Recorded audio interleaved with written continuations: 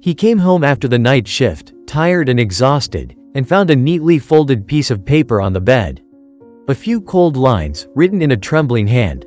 "I can't do this. Take care of them. Goodbye." That day, at 27 years old, Jonathan was left alone with his 5 newborn daughters. He had never held a diaper in his hands, didn't know how to fall asleep with a lullaby on his lips, but he had no intention of giving up. The neighbors in the south side quietly whispered, placing bets on how long this young father would last. Relatives called, begging him to put the children up for adoption, saying, "It's too much for one person." But Jonathan made a vow to himself. The girls would never know what it meant to be abandoned. The first few months were a test of endurance. He barely slept, night after night, changing diapers, warming crying bodies, rocking feverish babies. He lost his job at the warehouse and almost all of his friends, but he never lost faith.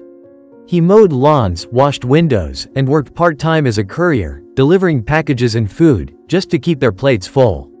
The girls, Lydia, Larissa, Elizabeth, Alina, and Lily, grew up healthy and remarkably different. Lydia commanded their games like a little general. Larissa could calm anyone, even Jonathan when exhaustion made him irritable.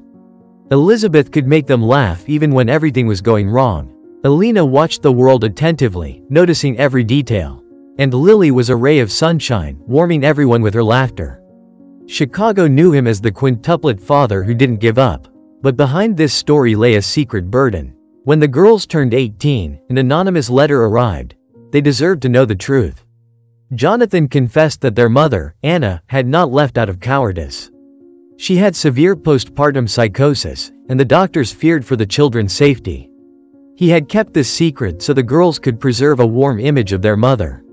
A few weeks later, Anna returned, her hair gray, her hands trembling, and her gaze weary. She had undergone years of treatment and now wanted to reconnect. The girls accepted her, but cautiously, step by step. Soon after, doctors discovered a rare genetic marker in Lily, and tests revealed that Jonathan was not their biological father. During fertility treatment, Anna had used donor sperm, which he had not known about. But he told them, "I am your father by love, not by blood." And then Anna revealed another secret. During the birth in 1994, a 6th girl, Sophia, had been mistakenly declared stillborn and given up for adoption. After a long search, the family found Sophia. When the 6 sisters embraced for the first time, Jonathan felt the picture was finally complete. Years later, their story, 6 Hearts, One Father, became a book and a television series, inspiring thousands.